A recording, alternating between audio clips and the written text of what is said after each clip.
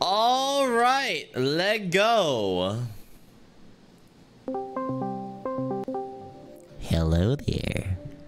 Hello. How's it going? What's poppin', brother? I feel so intimidated. What the fuck? Like, hey man. Hey, dude. What's up, bro? Not much, brother. How about you, dude? Yeah, I'm doing great, man. Yo, that's awesome. Where's my camera? I'm trying to find the... Oh, wait. I found the overlay. All right, this is it. This is it. Oh, wait. We have to spam, like... Hold up. I need to hide DMs. Go. Just spam A. Spam A. Okay, alright. Wait, I have a tall-ass monitor. I need to, like... Oh, okay. Yeah. You can do it.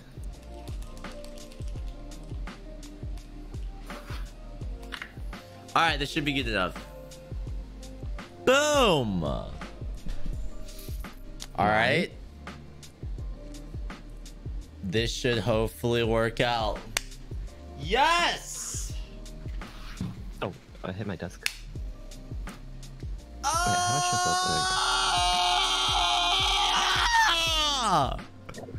Good morning. Is it time? Good morning. I think it is. It is still morning, right? God damn it, it's 12:13 p.m. Shit, I missed it. Good afternoon, Habib. It's always morning. Hell yeah, dude. It's always morning out here, dudes. You know, I do this thing, cause like I live with like some of my family, and so like whenever I see them, I say good morning. Like I live with my mom, and so like whenever I pass by her, I'm like, oh, good morning. Even if it's like 2 a.m. What the fuck? And then if it's like 1 p.m. and like I just finished eating in the kitchen or something, and then I go back to my room, I'm like, okay, good night. And she's like, what the fuck? Good night. Okay. I mean, hey, it works. Yeah, it's cool. I tend to always say good morning as a greeting, and then good night. Yep. 2 a.m. is morning? Okay, true. Actually, English doesn't have anything. You're not supposed... Like, there's no greeting for 2 a.m. because you're not supposed to be up in the first place. I mean, I still say good morning if it's 2 a.m. So true. I mean, it's just a greeting, but like when you say good night, that's like a anti-greet. I forgot what it's called. A goodbye. Yes, a goodbye. Yeah. Yes. So like, it's hard to say like. You know what I'm trying to say. Hard to say. Yeah. Oh yeah. So, like some people say good night, trying to like greet someone during the nighttime, but like that's not actually what you're supposed to do. I see. Yeah. Hold on, I need to flame this guy in my chat. He says that I'm so fucking pale. Excuse me? This is fucking tan, bro. You think I'm pale? Take a look at some of the Osu gamers. Take a look at yourself, brother. The fuck? Excuse me? I have a fucking tan. I go outside, bitch ass. Thank you. This is the sunlight that I get these days. This is all the sunlight I get. Tell you what. Actually, no, I can't fix it. Fuck. I was gonna go on my OBS to like color correct myself to make myself more yellow or some shit. God. But I just realized I can't do that. But put on orange paint.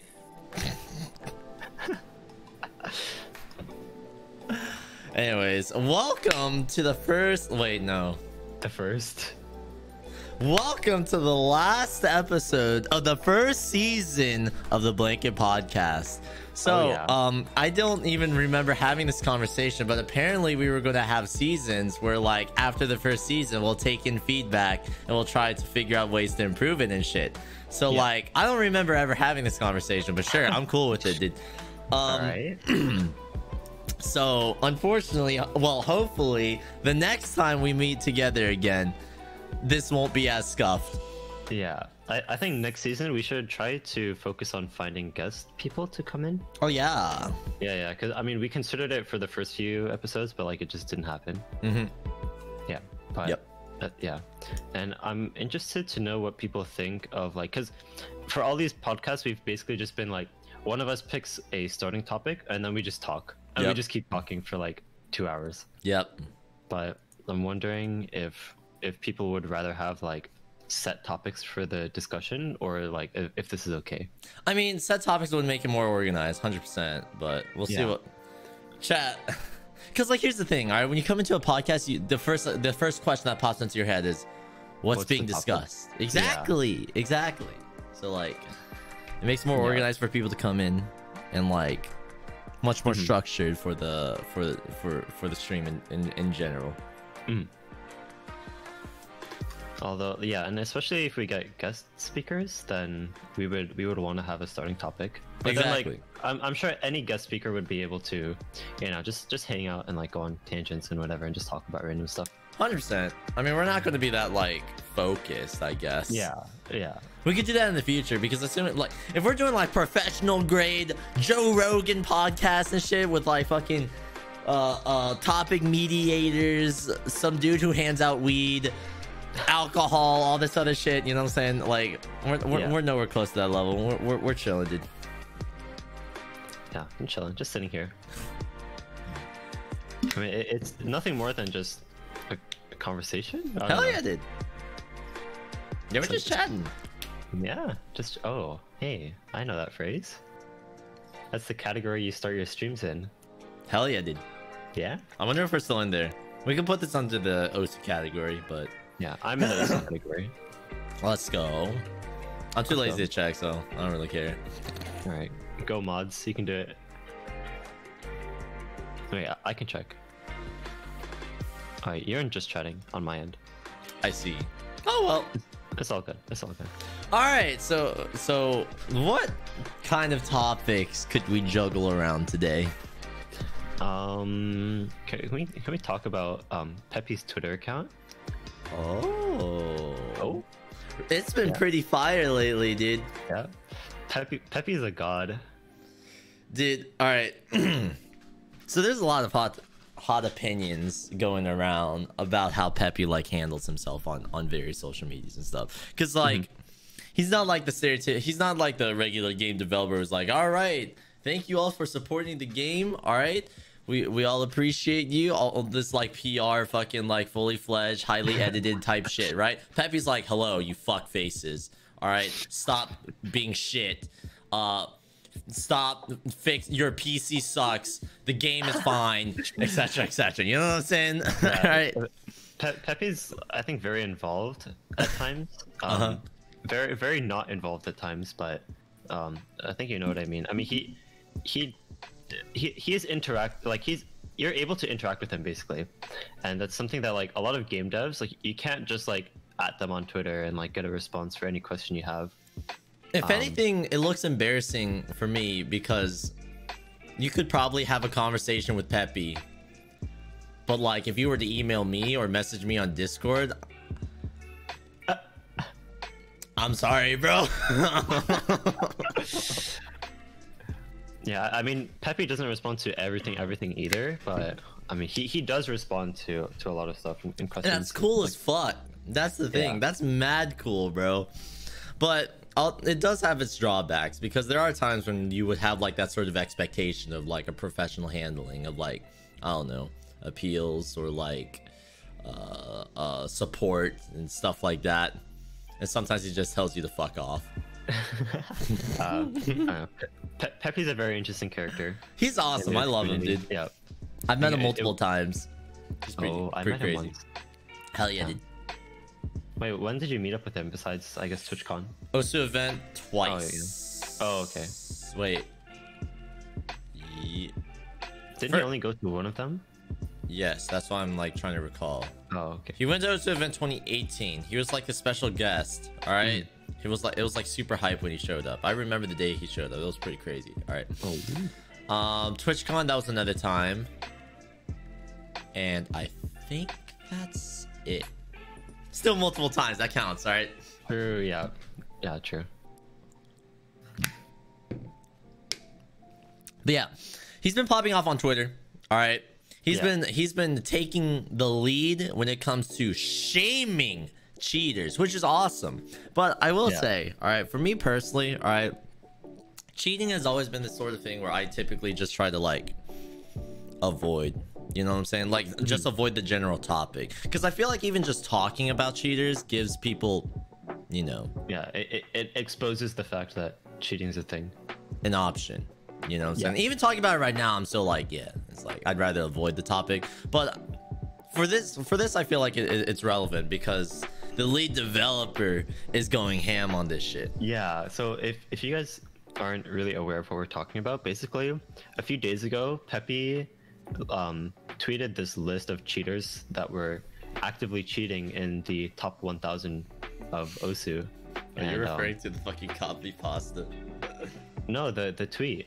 Oh yeah, well, you remember there was like this copy pasta was like active cheaters in the top 1,000. Yeah. Like, do you really think we would let that pass? Yeah, but he tweeted this list, and it was so out of nowhere. Like, it was just randomly. He was like, "Hey guys, here's a list of the players who we found actively cheating in the top 1,000," and then I was like, "Oh, interesting." So that was very cool. That was a fucking bombshell, dude. Too bad I didn't recognize like anyone except for where's Polak, I think. All right, but even then I didn't really talk to him that often. I just recognized the name, you know. That's it. Yeah. People had to point out Morgan, but I never talked to him, dude. Yeah, Morgan is like a friend of friend to me. Like, I know people who are friends with him, but like I didn't really know him. So. Yeah, exactly. I don't know. For me personally, like, I'm not.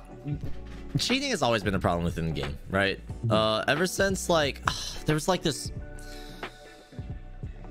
Osu used to have like a somewhat invasive anti-cheat, but they like removed it, and then some dude like after the source code got released, they like blew it out of proportions or some shit. I'm confused over the whole topic, but after that whole response, Peppy kind of just like removed any sort of like anti-cheat and left it to literally just like community scouting and that sort of stuff, right? And because of that, I'm sure there's like undercover, like, you know, they have their own little private anti-cheat research thingy that they do, but yeah, exactly, right? So like outside of that in r/osu report, there's not really that much of an anti-cheat within the game, and that's why cheating has been such a problem. But the thing is, that's also been the reason why I simply just do not give a single shit about any scores I see if I do not personally know you. Yeah, and thankfully a game like Osu, like if someone else is cheating, or even if like everyone else around you is cheating, like it doesn't affect your own gameplay. Exactly. Like, you don't have to worry about it. Like it's different from like if this was like an actual matchmaking game. I mean, like, tournaments aside, like if this was like a matchmaking game where like you had to play with teammates and stuff like that, and then like there's this big cheating problem, then it would be a much bigger problem. But like, yeah, so even it's not that bad. Even tournaments in general, it's still kind of like, yeah, when you see cheaters in tournaments, that's fucked beyond belief, you know what I'm saying? But what I feel like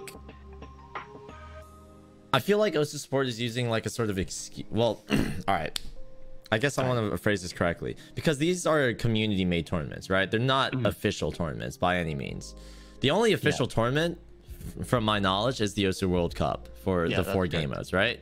So that would be something they would definitely want to like keep it clean, you know what I'm saying? Yeah. So for community tournaments, I know they have like the sort of the screening system, which I'm not even sure how effective that is, but it basically filters through like anyone who has passed who has like account records, like what's the word, like if they've had account infringements in the last like 12 months.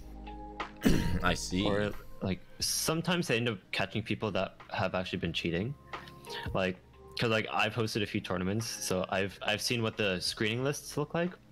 And sometimes, like, so basically you email them a list of all the players that signed up, right? And then they'll email you back with a list of people that that are not allowed to play. And sometimes, like, next to the name, there's like in parentheses, it's like restricted. So it's like they actually got restricted through like whatever they found during the screening. Oh, like enough to restrict them. Shit. Yeah, so like sometimes you get the screening list back, and like there's maybe like 8 names, and then it's like the name and the profile like link, and then next to the link it says restricted. It's like, oh yeah, thanks for reporting this guy. We restricted them. It's all good. That's actually super cool. Yeah. makes the process a lot more it makes it like a lot more integrated in like the tournament process, because I've always seen it as a sort of like barrier, you know, like, oh, people get screened, whatever, you know what I'm saying? Yeah. And it always like pushes back tournaments like a couple of weeks because of it. So I always saw it as just a fucking roadblock, but hearing it from you that it actually does something, that's pretty awesome. Yeah, it does. The only thing is that like it only happens before the tournament starts. It's almost like getting past security, if that makes sense. Like once you get past security, like and then you start cheating in the tournament, that's a different thing. Like screening won't prevent that. Like screening won't like come back at you halfway through the tournament and be like, hey man, why'd you start cheating during the tournament? So, yeah, exactly. I guess for me, it's just I've never heard cases of like the screening process actually doing anything, you know what I'm saying? So like and using your example, all right, I've never heard of like security in front of a convention actually catching a dude and like reprimanding them for like bringing sketchy shit into a convention, you know what I'm saying? So like I don't know. I guess from that example, I just had like this sort of like bias that like, oh fuck, I guess I have to wait 2 more weeks for the tournament to start. Yeah, true. But that gives you time for other tournaments to end. True. Yeah. And actually, I'm kind of curious to know, like, ever since you started playing a lot of tournaments, like especially all at once, because I know you played tournaments in the past, but if to my knowledge, it never really got above like 3 or maybe 4 at once. But like in recent times, since you've been playing a lot more tournaments, like, well, just like, what are your thoughts on like being in so many tournaments at once to the point where like you have to schedule your matches around each other? You know what I mean? Right. Yeah. So the time investment is the hardest part, I'll tell you that, because you not only have to schedule it for the actual matches, but you actually need to prepare for your matches as well through like playing the map pools and stuff. That sort of time investment is definitely like the biggest like wake up call, like, holy shit, all right, if you actually want to play at this level, dude, you got this is a high barrier of entry, dude. All right. Yeah, I mean, it's maybe not a super high barrier of entry, because well, playing a lot of tournaments like is probably a pretty high barrier of entry, because you need a lot of free time, I feel like. In order to practice and stay on top of things. Just playing one tournament, I think, is fine. Like you can be pretty busy and still make time for one tournament. But so I do agree. And I don't know, like for me, because I've kind of been doing this for so long, like as you play more tournaments, like you start to recognize maps that are in map pools already. Like you'd be like, oh yeah, I've practiced this for another tournament, and that like over time you like sometimes I recognize like over half of a map pool already. Oh my goodness, that's insane. And so I'm just like, oh, okay, well, that's good. And sometimes like I go into matches sight reading, like I never looked at the pool. I used to do that a lot. I was just lazy. I just like bank on the fact that like I probably know like maybe half of these maps already. So that's crazy, dude. Yeah, and sometimes it doesn't work out. But so what stage? All right. So I'm assuming you do this quite often, but like what stage of a tournament would you actually start like, all right, it's time to try hard? It depends on like what the matchup is and also what the tournament is. Like for example, so there's this tournament that's going on right now. It's like all old maps, and it's a draft tournament. So like it's 4v4, and like I picked all the team members myself, like through drafting. Right. And so something about this tournament is that like there are flashlight maps. Like there's a flashlight pool. It's like there's maps that you actually have to practice throughout the week and memorize. Holy shit. So like for a tournament like that, I would make sure that like even for round of 16, like I had to make sure that I went through every map and was familiar with them. But sometimes like for NAT, I often just like look at the pool like on the day of the match. And, like, are you serious? No, like I play through it. I still play through it. Like I give it multiple plays, like different maps. But like I don't know. Like I tend to just wait until like match day, and I get on. And I'm like, okay, let me look at the pool. What? I practiced that fucking pool almost every single day since the pool got released, bro. Well, I mean, that's good. You got a lot of practice in for next tournament.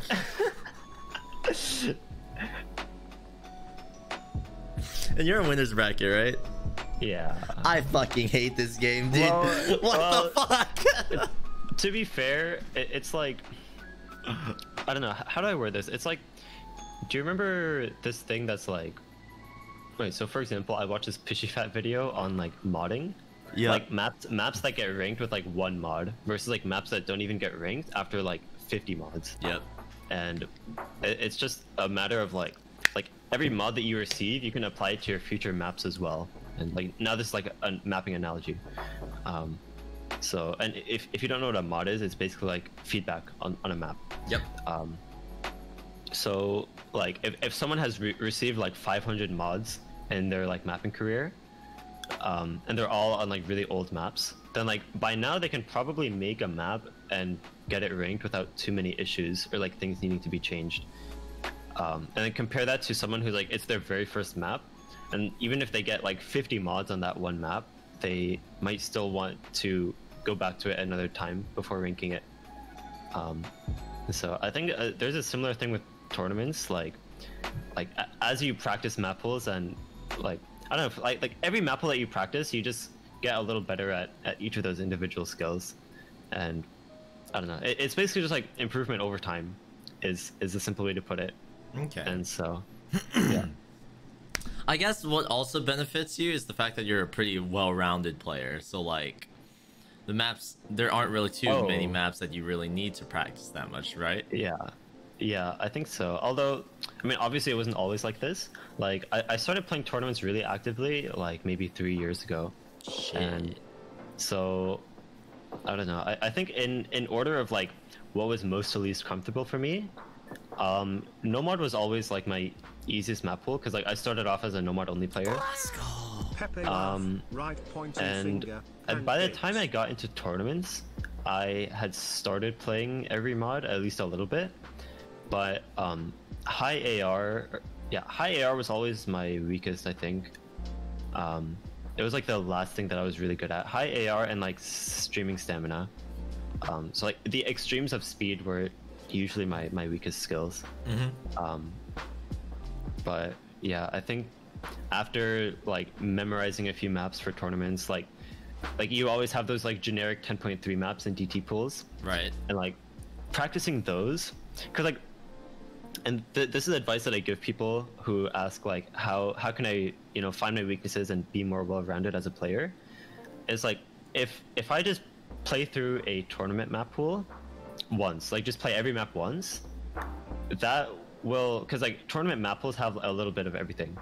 So if you just play every map once, it's very clear to you like which maps you did the worst on.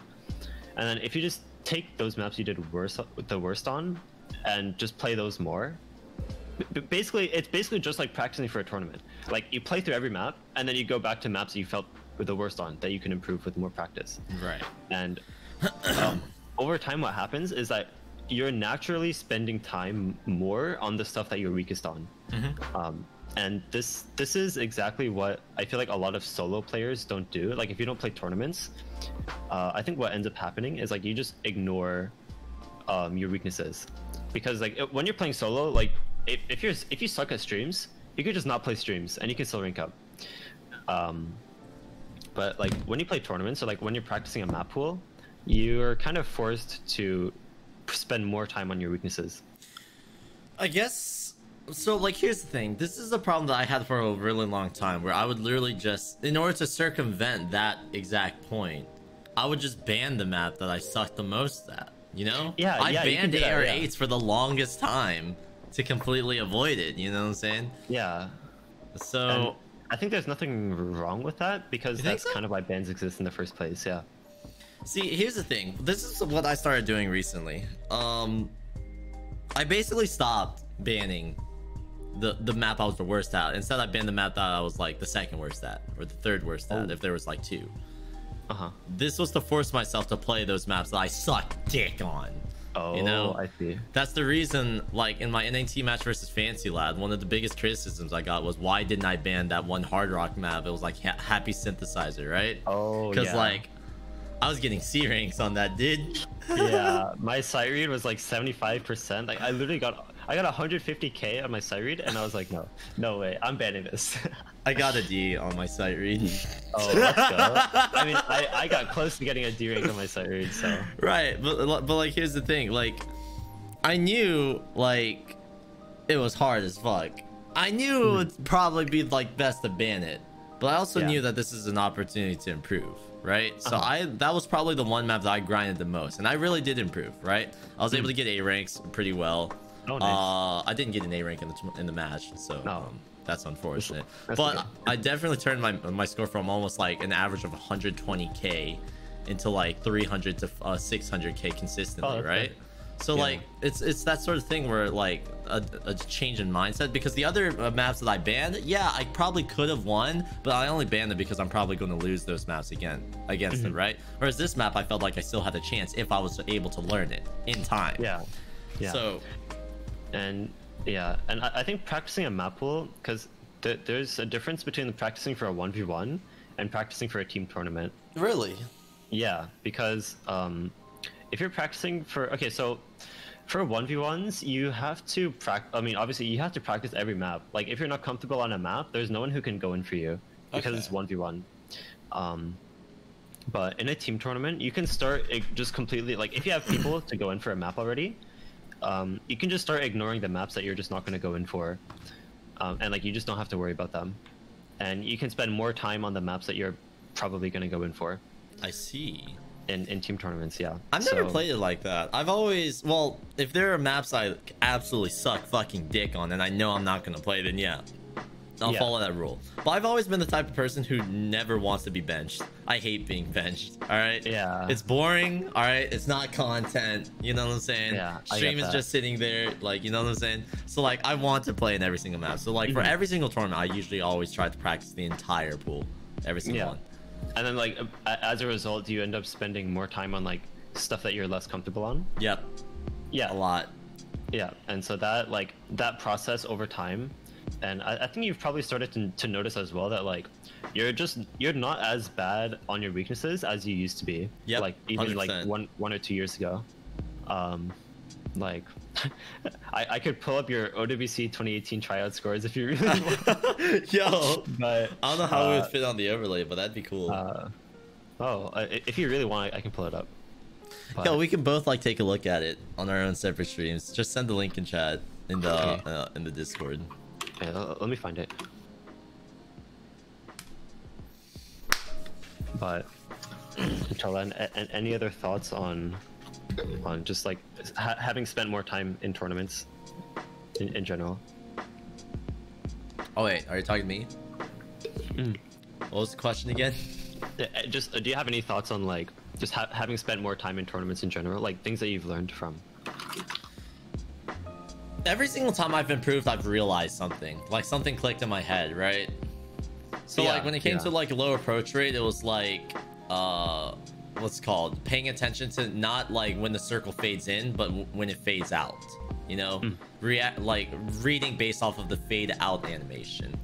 And then for like reading higher approach rate, like the trick that I'm trying to practice more often is basically going ahead multiple notes and just trusting my cursor where it's going to be at, right?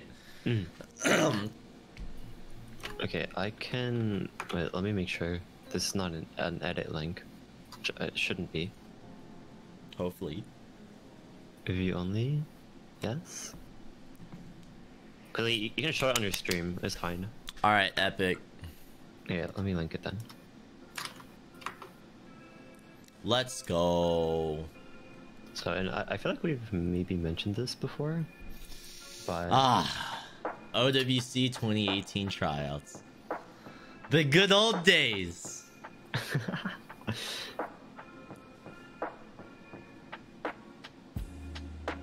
So you can, I think map leaderboards, the second tab at the bottom might be a little better.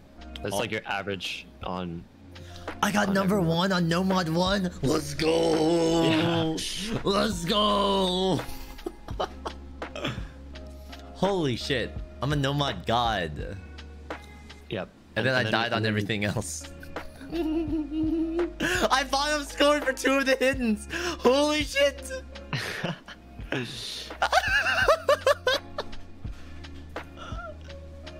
Fuck. Good times. Yes. And on you can look at your DT scores too. Oh god. Baby Ed. Wait, Reshi didn't even submit any scores, right? Yeah, he AFK'd all the DT maps. So I got last place on 2, almost 3 if it weren't for skill. Oh my god, dude. But you popped off on the tiebreakers, you remember? Dude, I'm a tiebreaker player, dude, I swear. True. Tiebreakers are my shit, dude. I love tiebreakers.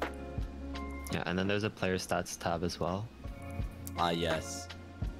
Where so this tab, so it like took the average of like your leaderboard placements on every map.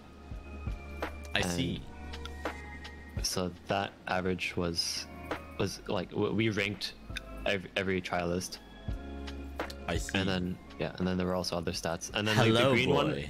the green one was like your best mod, and like what was your average placement in it?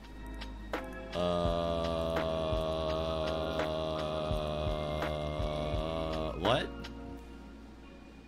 Oh yeah, the tryouts lasted so long. Yeah. It was like 2 weeks, wasn't it? Isn't that normal? No, like the map pools were like 30 maps. Oh yeah. Yeah. Oh my god, 5 mods? Or five maps per mod? That's crazy. Yeah. And like what, 8 no mods and 3 tiebreakers. Dude, I'm so fucking mad. We are forever friends. My FC on that during the tryouts is still my only FC on that map. I've tried so many times to FC that map now, and I keep dying, bro. Dang. That's okay. You'll get it. Shit. I used to be really good at that map, and then I just died. Same. Pepe hands. That map is cursed.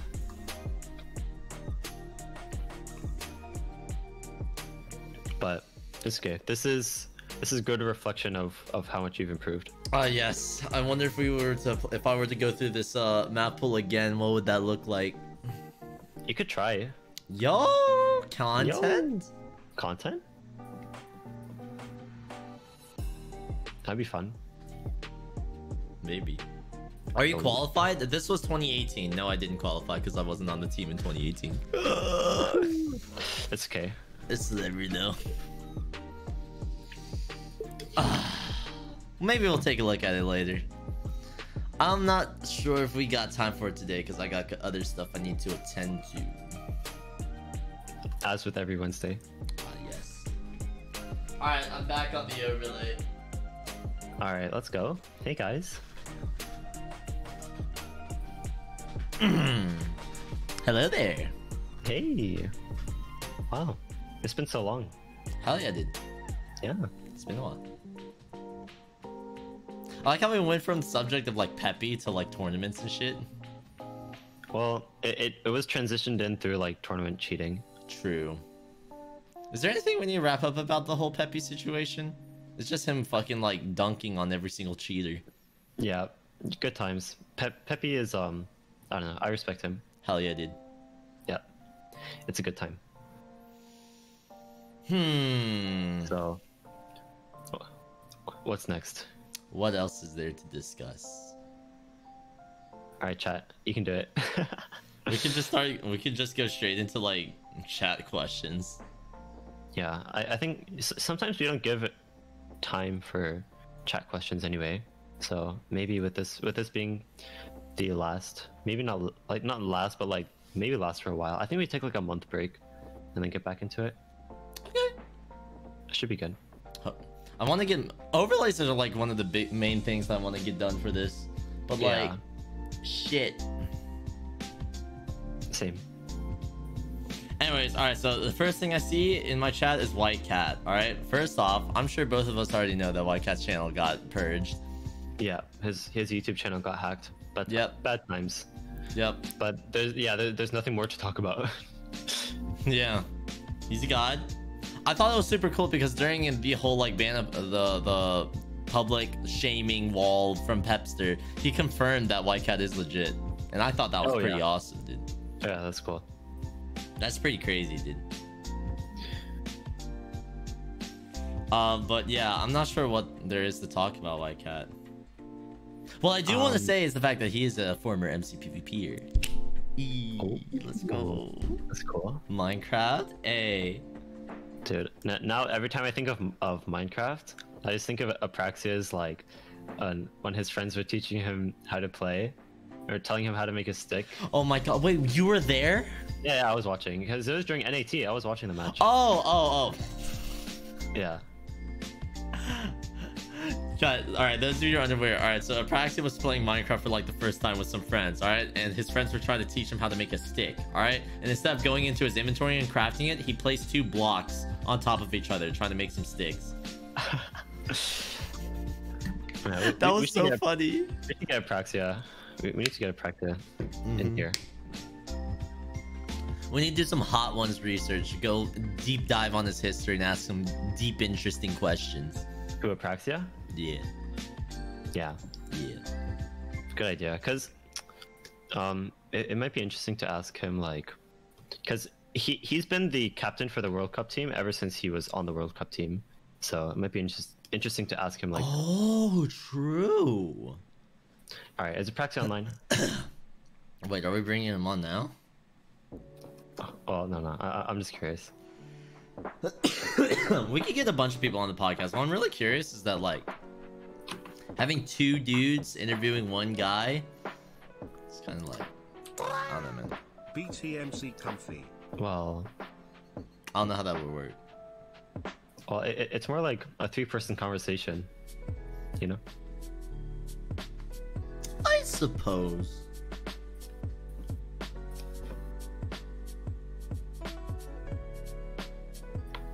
You are overthinking it. All right, Inyoti, big trust. Yeah, I don't think it's that strange. All right, we'll see how it works. But that'll be for the future. Sarada, David 6 months did. Wait, Ed, are you in any tournaments now? I'm still in Kale's Summer Melee, Dio's Autumn Singles. I'm signed up for Corsace. Oh yeah, we were gonna look at the Corsace teams. Oh, if you want to do that.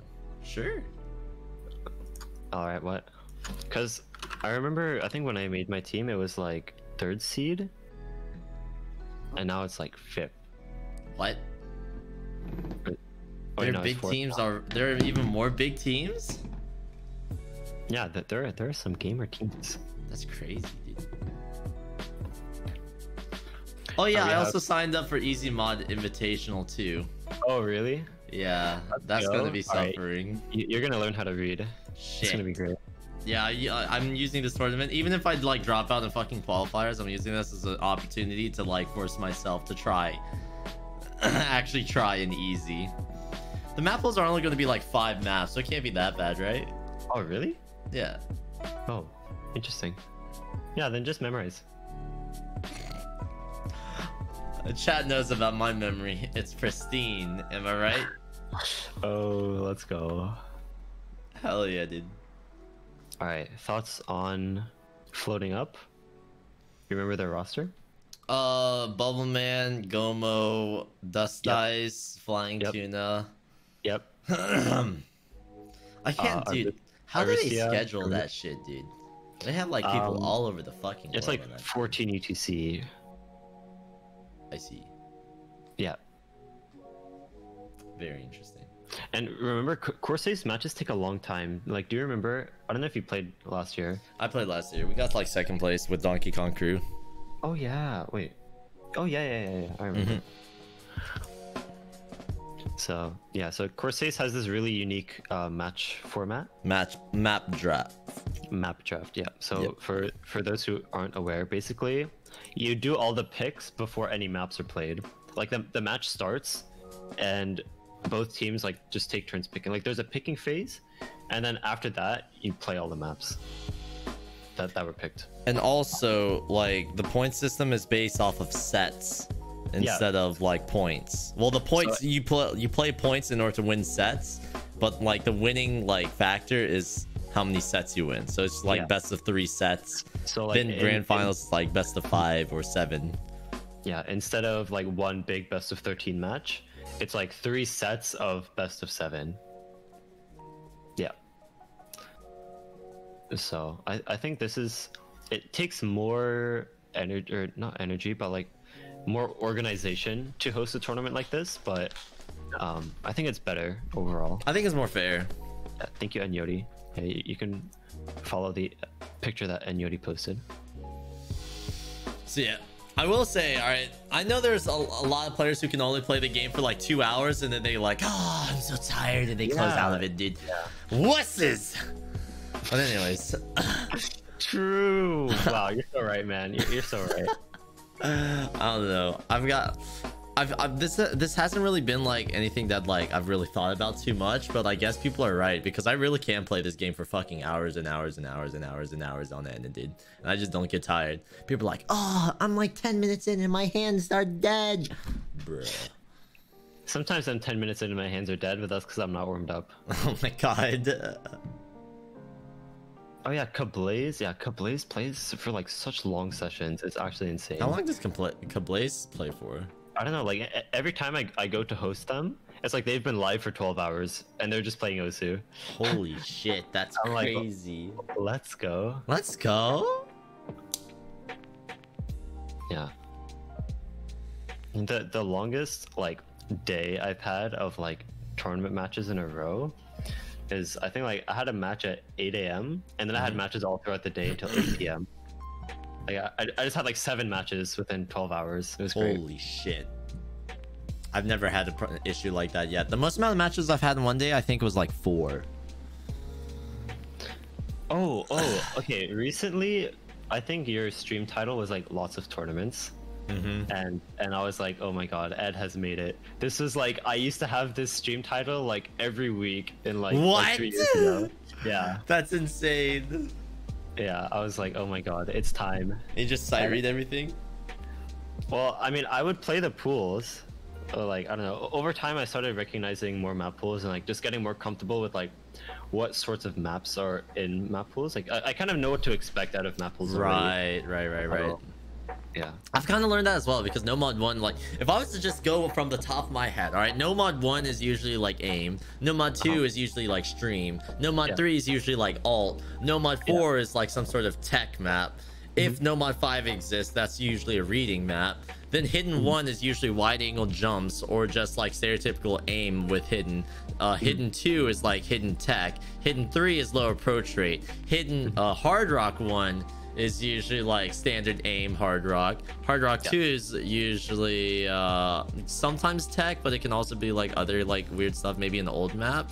And hard rock 3 is like a small circle size. Like there really is like a format to this shit, dude. Yeah, but okay, actually, what if I told you that like that format didn't always exist? Sometimes it was just completely random, like what maps were in what slot. And like I think the biggest reason for this like format existing was that like back before it was really standardized, like what maps should be in what slot, sometimes like map pullers would just forget to put a certain kind of map in the pool. Like it's like sometimes it would just be like there's no stream map. Like what? And then I'm dead. Yeah. So it definitely helped balance and make sure map pullers didn't forget anything. True. I see. Standardizing it, but it wasn't really standardized until like late in 2018. I guess tournament boomers would never understand. Only for the newer generation, that's it. It's better this way. Perhaps. What else we got? Top 5 corsace teams, like the top highest 5 seeds. I mean, they're all really strong. I mean, I'm assuming it's still number 1 floating up, number 2 the nation. Yeah. Let's go! We will destroy floating up. Floating up will be destroyed 110%. Yeah, I'm really curious to see what upsets there will be in the tournament, because biggest upset, floating up dies in qualifiers. True. Floating up does not get enough players. But actually, I think there are no qualifiers in this tournament. It just goes straight to bracket. Oh shit. That's crazy. I think.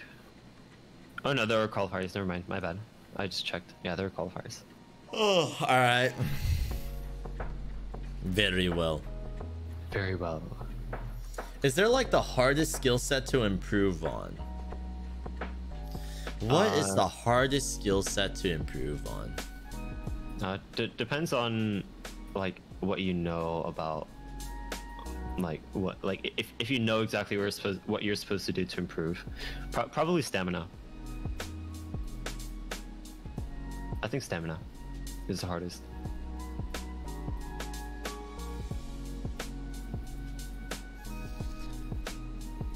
Honestly, yeah, because stamina is really something you have to learn over time. But then again, I was about to argue reading, like higher approach rate stuff. But then again, I feel like if you just like have something click in your head, then boom, you're good. Yeah, yeah. Yeah, stamina's all right. Fisky says stamina's all habits. I guess that's pretty true because like, yeah, it requires like doing the same thing over and over again for a very long duration of time and not making any mistakes. And even if you do make a mistake, you need to be able to correct it and then go back. Yeah, it's pretty hard. Yeah, stamina is all about regular training. That's kind of weird because like I'm pretty good with stamina. How come there isn't FL pool in tourneys? Because it doesn't really yeah. How do I word this without saying it doesn't test the skill? It requires no skill. Easy. GG. Memorize map. Haha. Well, okay. Flashlight is a dedication mod. And that's like a really nice way to put it. What the fuck, dude? A dedication mod. Aw.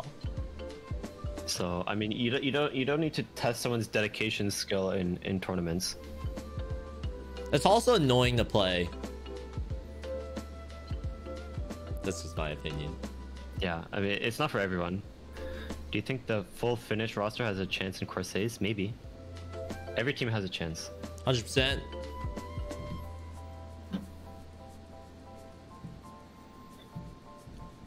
Yeah. Oh, yeah. Okay. So, yeah, that's a good way to put it. So, flashlight pool tests whether or not you learned the map, not really whether or not you can play it.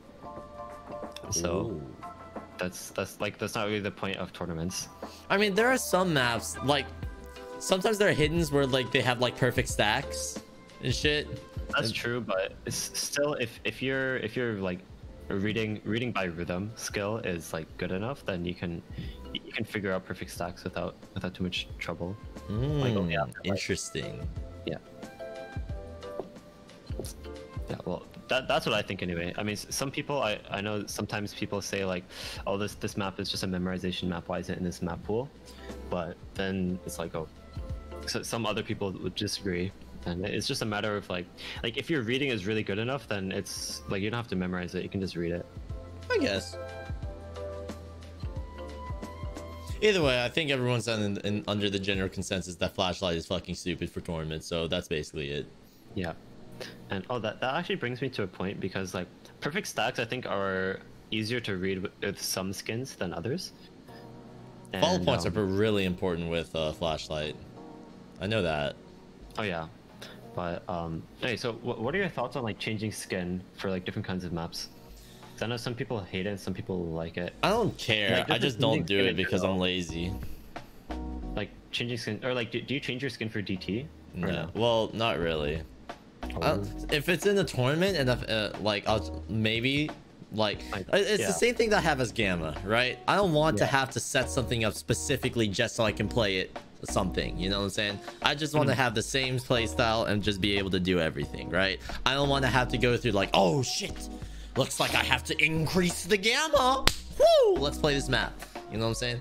Another thing, I don't want to, oh shit, this map looks like I gotta change my skin. You know, I just like, bro, I'm just trying to game. You just want to play the exactly game. Yeah, it's like a stupid, it's kind of like stubborn, stupid, But like that's just how I feel, you know. Yeah, I don't change my gamma, but I tend to change my skin a lot because it just like changing your skin helps you read maps in different ways and stuff. But it's entirely preference. Like if anyone listening is wondering like should I change my skin for different maps? Like is it a good idea?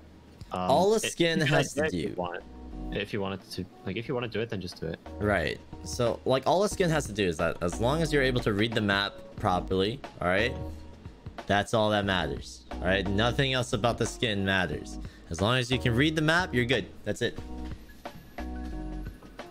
Which mod is objectively the easiest? Halftime. Perfect. Wait, no, that's not the right one. It's cinema. Wait, no, not cinema. Auto. I forgot the mod. Yeah, true. You don't have to do anything. Hell yeah, dude. But if we're not counting special mods. True. Halftime can be a little bit tricky if you're not good at low approach rate, dude. I used to play halftime for a little bit. I was like, all right, dude, this is hard. Oh, really? Yeah. Yeah, it does take some patience, but I mean, objectively, I mean, the question says objectively the easiest. I guess so. So yeah. Yo, Idke used to be a halftime farmer, right? Yeah, Idke's a dedication player. That's something I respect. What about those people who play halftime hard rock? That's still like AR like 9 or some shit. I forgot. Yeah, I don't remember.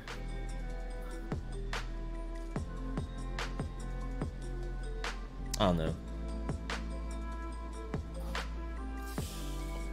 Wait, yeah, wait. Oh, wait, go. I think this dude in chat says, I think I treat Osu more like an FPS game than a rhythm game sometimes. Do you think muting the song for a map would make timing harder? I mean, yeah, the song can, I mean, it. No, I don't think so. I guess it depends. I mean, if you want to play like an FPS game, then play like an FPS game. What does muting it have to do with anything? You know, mute or unmute. If you're playing it like an FPS game, then what the fuck are you doing? It doesn't do anything, right? Well, you can turn off your music and only have the hit sounds, and I mean, you can still play the game perfectly fine. I remember there's this player who got to 2-digit, like this aim player, and like he played with no music, only hit sounds. That's crazy. Yeah.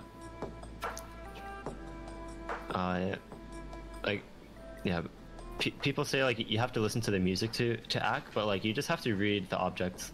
That I feel like the music is there to help you read the objects, but you don't have to. The music is there to help you create like a rhythm which you can play in your head. Yeah. In a sort of way. way. The hit sounds also create a rhythm. Yeah, exactly. Hit sounds kind of create like a cover of the song, if that makes any sense, right? So, yeah. Nightcore with no music. Oh yeah, because Nightcore, like the beat, the boom boom boom boom boom boom. Yeah. Yeah. It's part of. It's actually an effect. It's not in the like, because you know you have the music volume and the effect volume. Mm-hmm. It's in the effect volume. So if you turn your music volume off, you can still hear it. Yikes.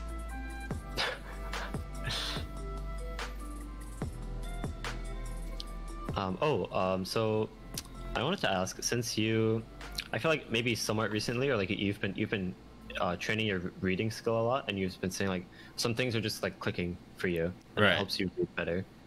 Is there anything like in particular that like some reading skills that you feel like have helped you and like you didn't really realize, and that helped your reading skill a lot?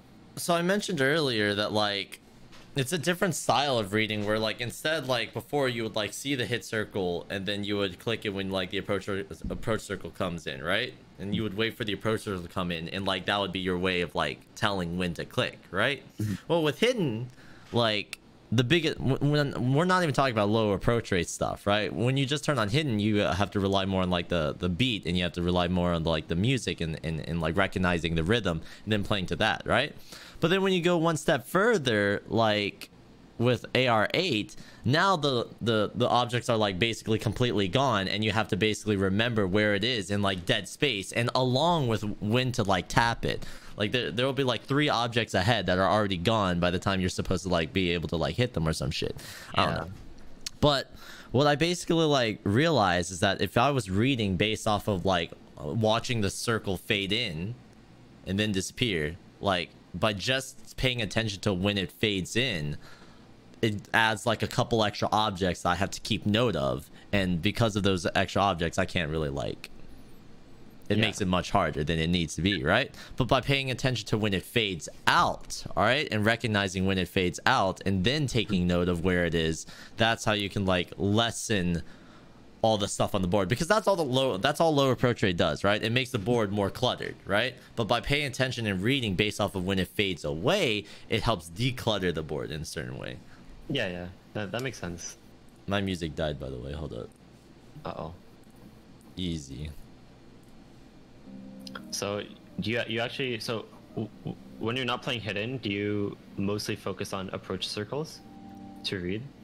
Well, there are no approach circles with hidden, right? No, I mean when you're not playing hidden. Oh, Wait, is that how you read, or like is it when it gets to like slow rhythms? Yes. Okay. But like, I guess the biggest thing the biggest struggle I have with hidden now is like knowing when to tap. When the objects disappear, that's my biggest like issue, you know what I'm saying? Because I guess that like being able to see the object even in my peripheral vision helps me like anchor my cursor to actually go there instead of just like sloppily going close to it, you know what I'm saying? Okay. Yeah.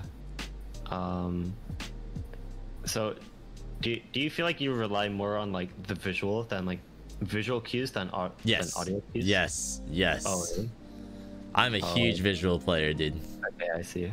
Here's the thing, like I've mentioned this before, but it's like I blame it on my audio issues, right? The audio issues that I had when I first played this game with Razer surround sound and adding like 10 ms 20 ms of like audio latency and not realizing about it. And then just my current setup that I used to even stream, like the thing is, like when I play anything like 260 bpm or higher, like I can tell that my hit sounds are behind, dude. It's super apparent when I play any sort of slider stream. Like, interesting. The hit sounds are so far behind on slider stream, so it's so fucking weird, right? Oh, interesting. So yeah, I I blame never that. really considered, but that's interesting. But I mean, playing visually is perfectly fine. So yeah, nothing wrong with that. But I don't know, that's interesting. What's the smallest difference of a BPM of top player, especially a streamer, can hear or feel? Like difference in BPM, or like the slowest BPM? The slowest BPM has been like scientifically like determined. Like some dude made a video on it, like the slowest BPM a song can be for your brain to recognize it's like a beat. If that makes any sense, right? Interesting. I think the question is like can you tell the difference between 200 BPM and 201 BPM? No. I think the smallest difference is like, I'd say increments of 5 are good. Well, I can tell the difference between 222 and 220. That's like huge. Oh really? Yeah. Like when I play Freedom Dive and then I play Yomiuri, goddamn, it's like night and day, dude. Well, maybe that's placebo. Maybe you're just like so used to Freedom Dive being fast. Well, like there are other 222 BPM songs like is Valor 222? I can't remember. Shit. I don't know. But yeah, maybe one. I think sometimes I can tell 1 BPM, but I don't really pay attention to it. So maybe like one or 2 BPM. Perhaps. See it. Do you think it's worth changing to tablet after 5 months of using a mouse, as some people say grip on pen is easier?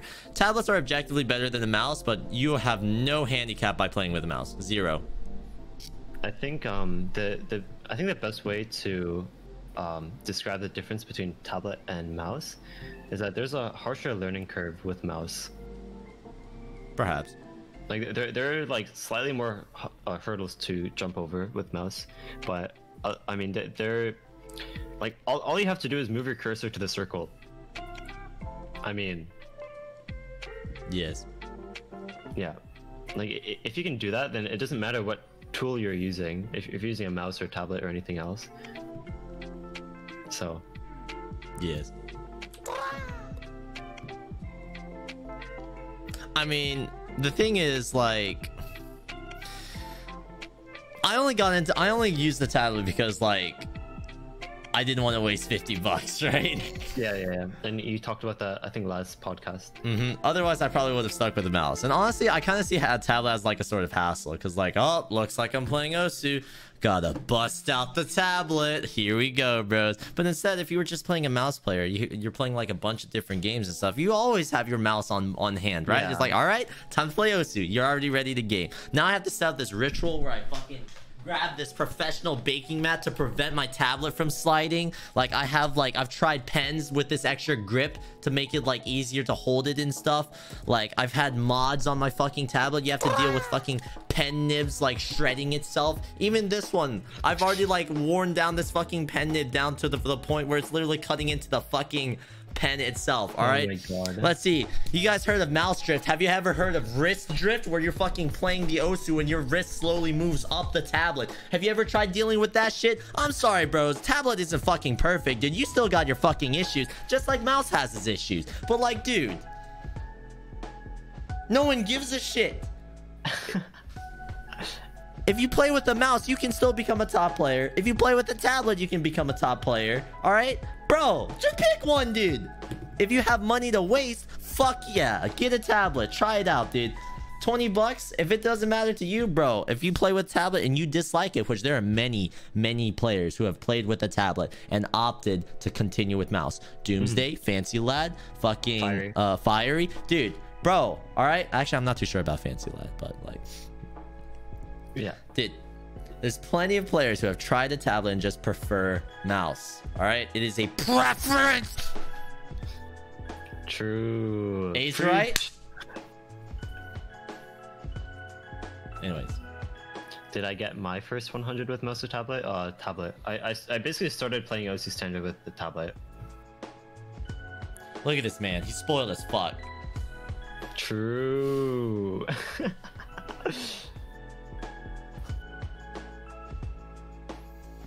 Yeah. If you were to go back before you could play any form of speed, how would you work on improving your speed?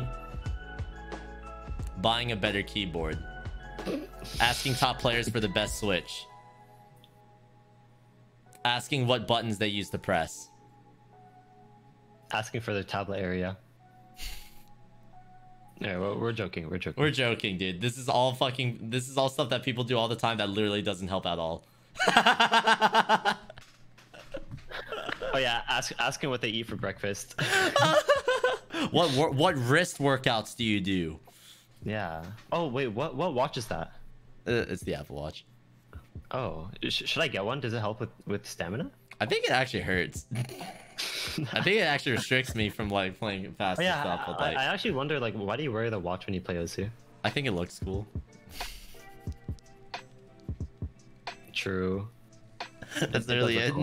Because like, here's the thing, I was watching the Poon stream and the Poon has this like BMW white watch that I thought was sick as fuck, dude. I was like, I want to wear a watch. So I started wearing this one watch. It was a hand-me-down from my brother. It was like the Seiko watch or some shit, all right? Pretty cheap one. It was like a battery powered thing, right? I was like, yeah, this is kind of cool, but it's like a tad bit big. And I was like, you know what? I already have an iPhone. I already have AirPods. Might as well grab the Apple Watch too. I'm sunk into the ecosystem, dude. It's bad. Oh no. Apple has basically consumed me. But I refuse to go MacBook yet.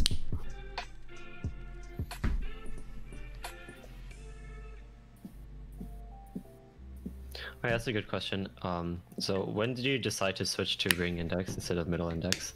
So a long ass time ago. I've told this story before and it's still kind of like, you know what I'm saying? But like, basically, I was playing Osu. I was hooked on the game. All right. It was around the time where I said like the big black video. You know what I'm saying? All right. Well, like before that, a little bit before that. Well, downstairs, I was helping. I can show you the fucking. Well, I can't show you, but like I know the window where this happened. Right. I was helping my dad install an AC unit. All right.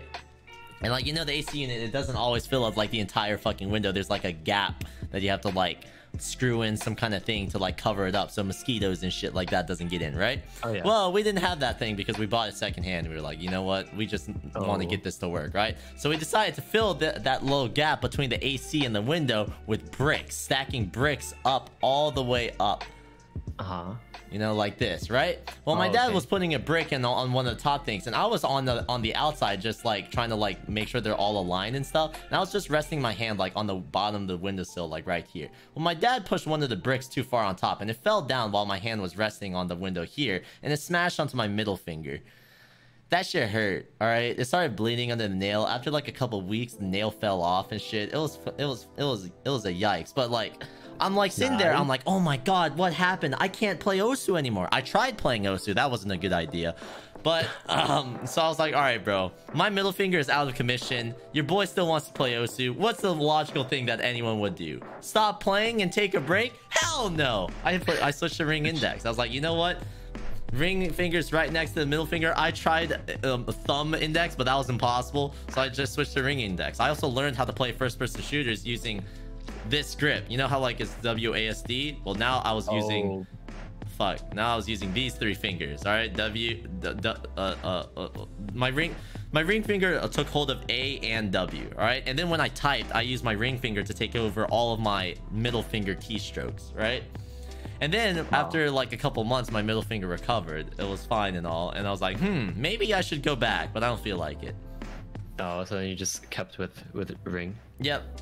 That's actually interesting. So you didn't really switch because it was like preference. You just switched because like your middle finger died. Yeah, basically. And then I started thinking about it. I was like, wait a second, dude. All right. If you take a look at your hand, dude.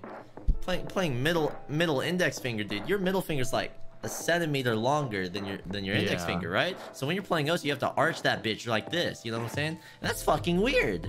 That's fucking weird, bro. But with your index finger and ring finger, that shit's like almost on the same level, my dude. Maybe like a couple millimeters. So you can just be like pop, pop, pop, pop, pop, same curvature. You know what I'm saying? All right. Whereas on your middle finger, you have to curve that bitch, and then like this would kind of be weird. You know what I'm saying? All right. Yeah. Some people, in order to compensate with that, what they do instead is that instead of playing like this, they play like this. Because their middle finger is longer, so they play like this. You know? Yeah, like, I know. I think apraxia does. Yeah. But apraxia plays with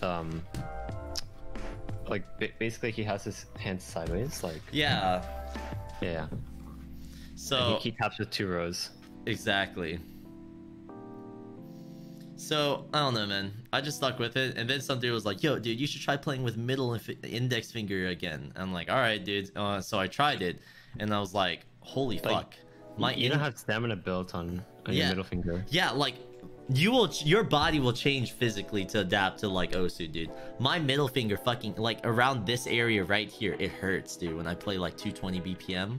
All right? Yeah. Holy fuck. And then it's weird because my index finger doesn't feel jack shit. All right? It's literally when I'm doing this for a long period of time, this dies. Just explodes. Oh shit. Oh. So yeah, that was the story. Can you define finger control and how to improve it? I say finger control is your ability to play complex rhythms without tensing up your hand. Playing complex rhythms at a relaxed state. I define it as being able to start and stop any pattern with any finger. I guess. Because like here's the thing, all right, when you're playing complex rhythm, you start to have like less control, and that's why you tense up your hand to have more control over your fingers and shit, right? But when you tense up your hand, you lose stamina extremely quickly, right? In order to get better finger control, you need to be able to play those complex rhythms while keeping a relaxed hand to ensure you still have control, but maintain that level of speed. Do you so you sort of associate finger control naturally with stamina, or do you think they're separate? Yes, 100%. If you have good finger control, like when I practice like speed, all right, I can either go like 10 BPM faster than what I'm comfortable with and play like normal stream maps, or I can go okay, so whatever my target BPM is, I could play that target BPM with normal stream maps and burst maps, or I could go 10 BPM below that and play finger control maps. And I think going 10 BPM under is even more helpful. Yeah. So yeah. Yeah, that's interesting. Progress on the chart.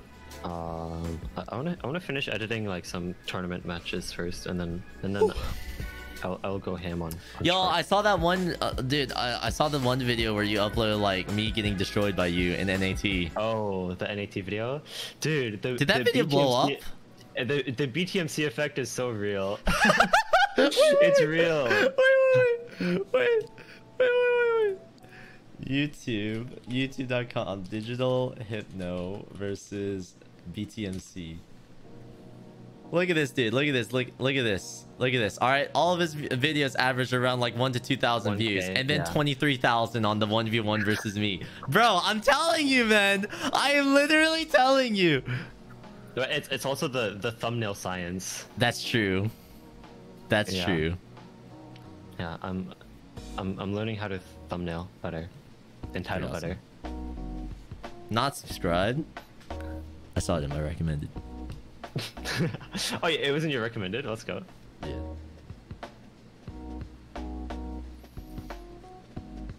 Yeah. At least he uploads. Shut up.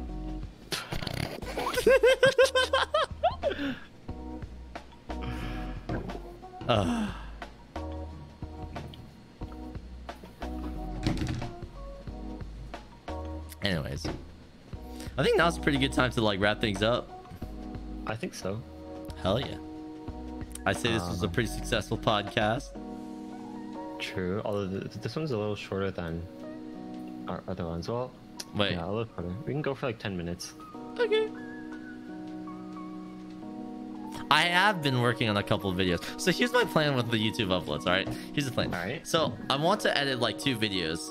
So I'll have like 2 weeks of buffer time. And in those 2 weeks, as I upload them over the 2 weeks, all right? What I'm going to be doing is assembling an actual team of people, all right? We got Melon Turtle for the thumbnails, all right? I still want to bring on Terry for editing, but I might get on a couple more and find out some kind of like actual solution to actually like get this shit sorted out and potentially even automate it to a certain extent. Because when it comes to like stream highlights when it's just a play, I realized off of my YouTube stats that people don't give a shit about all the extra editing that I do. They really don't. All they care about is the fucking play, and that's it. So I'm like, damn, dude, I'm sad now. But well, it's time to start doing the it's time to employ some of the tactics that I've learned from some of these fucking like business books, all right? Because like, well, some of the business books say that like 80% of your like of your gains come from 20% of the work, right? It's time to put in that 20% of the work, get the 80%, and not give a shit about everything else, all right? True. We're rolling it back, dude. Because here's what I want to start doing, all right? Because as long as I keep making all these like my own definition of high effort videos for these stream highlights, I'm not going to be able to do all the big projects I actually want to do, which is like tutorial shit and like animations and like that sort of stuff. So I still want to have creative control though. That's something that I'm never going to give up. Fuck that. Oh yeah. You can hit up Gloomshot. He has an automated algorithm. No, that's literally, dude, Gloomshot's videos are fucking cringe. The arrows don't even point at anything, dude. Oh yeah, they're random. They're literally random, dude. Remember there's like one video that one video where the arrow in the thumbnail is like this. It's literally going like off the screen. It's actually pointing at nothing. Like, dude, like at least like when someone's making like those clip compilations, at least they actually went through the effort to like find the clips. At this point, some dude is literally automating everything. I'm like, dude, the fuck? I'm literally being milked. Well, he doesn't make money off of the videos, but still. Yeah. Shit. Just make a second channel for videos that you don't think makes your level of quality. Well, like, then what's the point? I don't upload videos for free anymore, dude. This is part of a business, dude. I spend money to make videos now.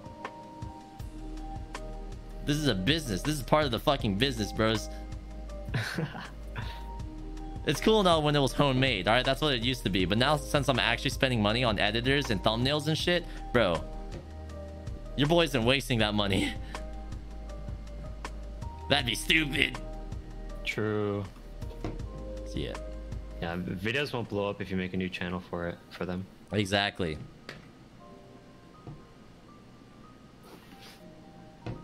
Because the videos that don't match your quality are just trash. Well, like, at least if the video don't match the quality, then like I just don't upload and I don't need to get a thumbnail for it. And since I uploaded it, since I edited it, the only thing that's being wasted is my time. True. Which is probably the most important part. I need time, bro. Fuck. Has anyone ever used the tablet button pens to play Osu? Yeah, I've tried it, and it sucks dick. Dude, have you ever tried, like, you know, tap X? And Yes. instead of ZX, you do tap X. And then, have you thought of like tap ZX? What? Tap and then ZX. Like you alternate 3 keys.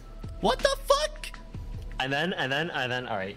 Hear me out. So you do tap ZX and then also the pen button. So you have 4 keys to alternate between. Bro, that's gonna be the new fucking controversy. Fucking Wario, whatever his name is. Like you like if your grip is good enough to tap and aim and also mash the pen button and then also ZX at the same time. True. Dude, we should get Matrix on this. Oh my god. Oh. All right. Is it time? I think it's time.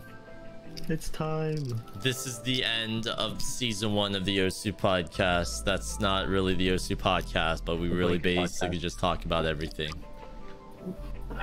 Yes, the blanket podcast. I don't even have a blanket anywhere on this fucking overlay. I have a blanket, don't worry. Let's go! Let's go! Answer questions posted earlier. Yeah, I'll be streaming for a little longer, so if you ask a question and like we didn't answer it during the podcast, you can just ask me. Let's go. I'll let you guys go over to his channel. I need to use the bathroom. I'll be right back. Oh, you can do the outro. Okay. All right, guys, thanks for watching. So as for future episodes, this is not the last podcast that we're doing.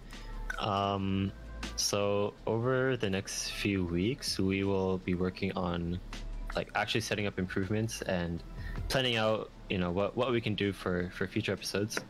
And you know, like setting up overlays and I don't know, hopefully how do I word this, having a scheduled start time would be a cool and new innovation for the next season of the podcast.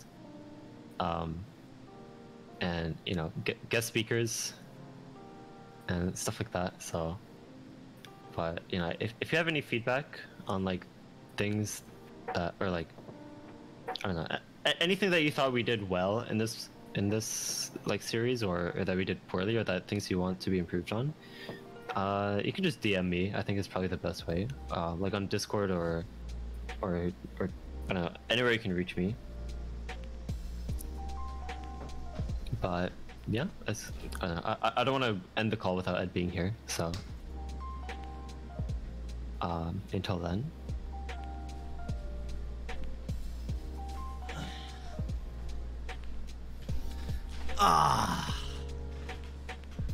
Edward. Yo, what's up? It's time. For what? To say goodbye. Oh.